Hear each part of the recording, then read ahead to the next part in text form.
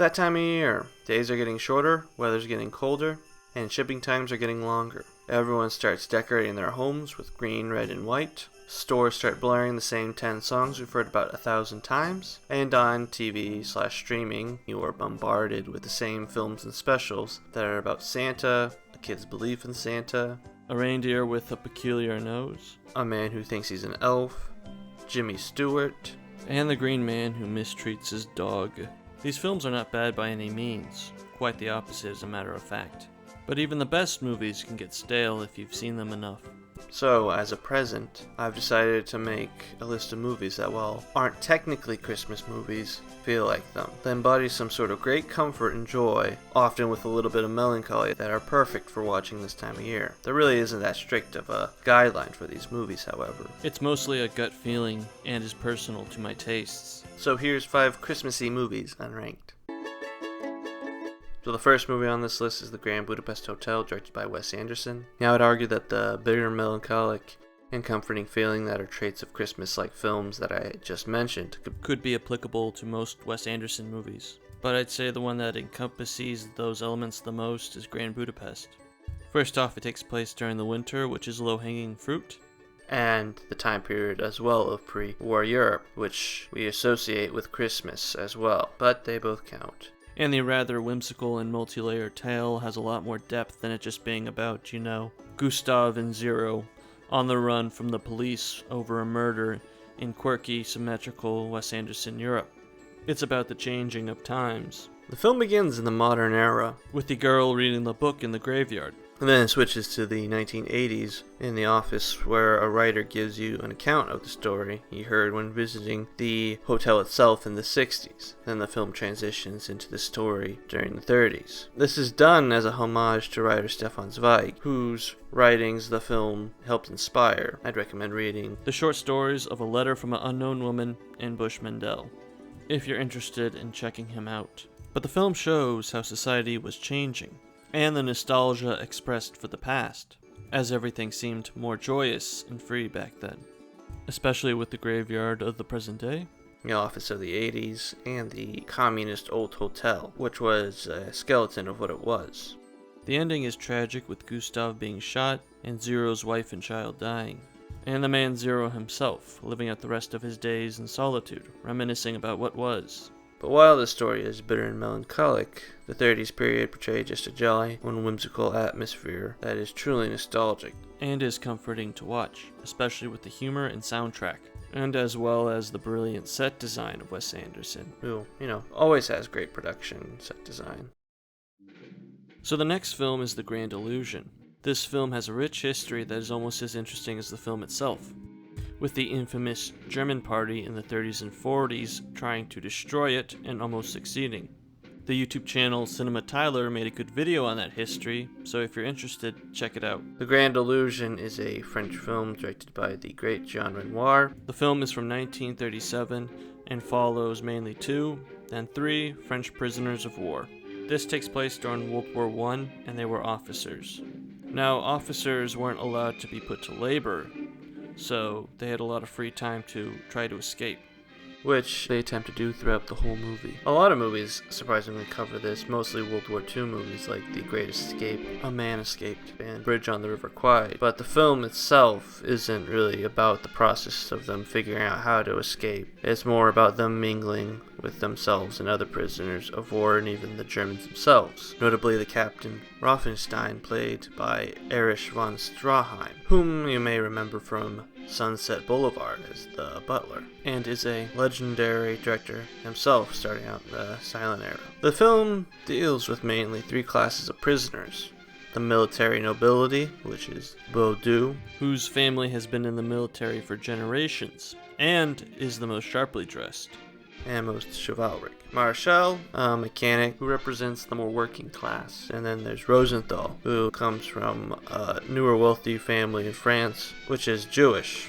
And his face was shown in Germany during World War II to symbolize an anti-Semitic stereotype. They bond and mostly get along. We see cruelties of the camp, like solitary confinement, people getting shot. We also see moments of French patriotism that it's very similar and precedes the infamous scene in Casablanca. There's even a Christmas scene in the film, but it doesn't count, in my opinion, because it's just there, and having a Christmas scene in a movie does not make it a Christmas film. I mean, if you use that logic, then Goodfellas would be a Christmas movie. Anyways, this is a very good, comforting movie to watch, and it's also cool to see just how influential this film is, where you can see aspects of it in films like Grand Budapest and Barry Lyndon. So the next movie is The Life and Death of Colonel Blimp, directed during World War II in 1943 by director Michael Powell, along with screenwriter Emmerich Pressburger, who were a classic duo during that era.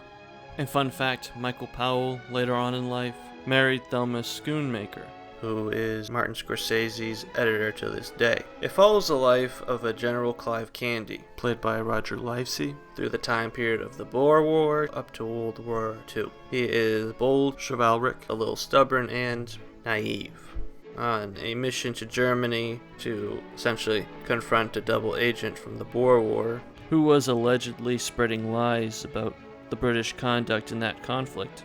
He ends up causing a diplomatic incident, insulting German officers, and as a result is challenged to a duel. And ends up fighting someone who wasn't even in the original incident, played by Anton Walbrook. And they end up tying, and at the hospital over time they become friends. And over time we see society change and stray further from Candy's philosophy of good sportsmanship, with one of the greatest time-passing sequences in history.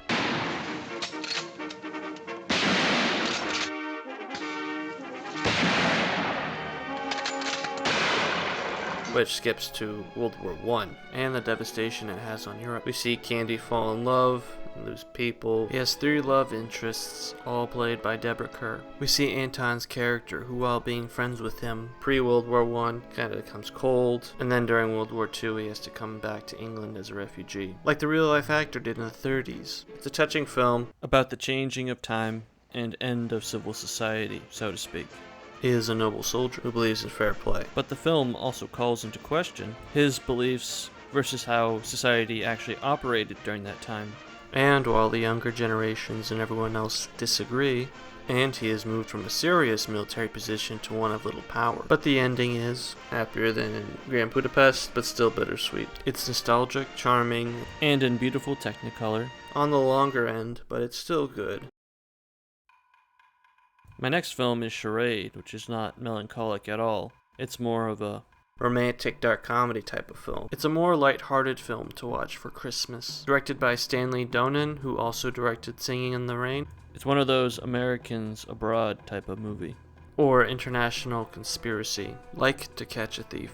Or a lot of 30s Hitchcock films. It stars Audrey Hepburn, who while about to get a divorce from her husband, instead learns that her husband is dead, all their stuff is gone, and a bunch of stolen money is missing, which her husband stole. And while she gets acquainted with the charming stranger, played by Cary Grant, who seems neutral in the beginning, she ends up getting harassed by a bunch of her husband's buddies, who were his fellow soldiers during World War II, for a large sum of money, but she doesn't know where it is. But it's a comedy that is even sometimes rather bizarre and doesn't make any sense. But the dynamite cast of Audrey Hepburn, Grant, and Walter Matthau, along with the score by Henry Mancini, makes for a great 60s feel.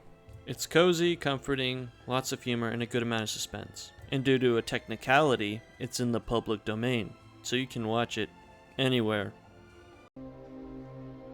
And the last one is Breakfast at Tiffany's. I don't know why, but this one feels more Christmas-like than the other ones. Based on the Truman Capote novella, Breakfast at Tiffany's. Directed by Blake Edwards of Pink Panther fame, and scored by Henry Mancini. It follows Audrey Hepburn as Holly Golightly and Paul Varjak, and it goes through basically their developing relationship. We see this woman who relives a rather bohemian lifestyle in New York City with her neighbor who is an aspiring writer. They both have a similar profession. She's aloof and often forgets her key, to the annoyance of the landlord, and goes to prison to ask a man named Sally Tomato about the weather. Her past also becomes uncovered as we learn other stuff, like a brief career in Hollywood and a marriage from the South. The film has a very melancholic and deep soundtrack, but is really carried by the great performance of Audrey Hepburn. She really does capture that eccentric character, infamous in the written word.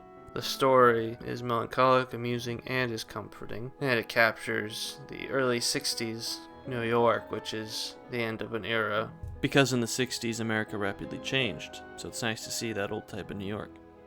And while making some big changes from the novella, it still stands on its own. Those are my 5 films. Bye bye.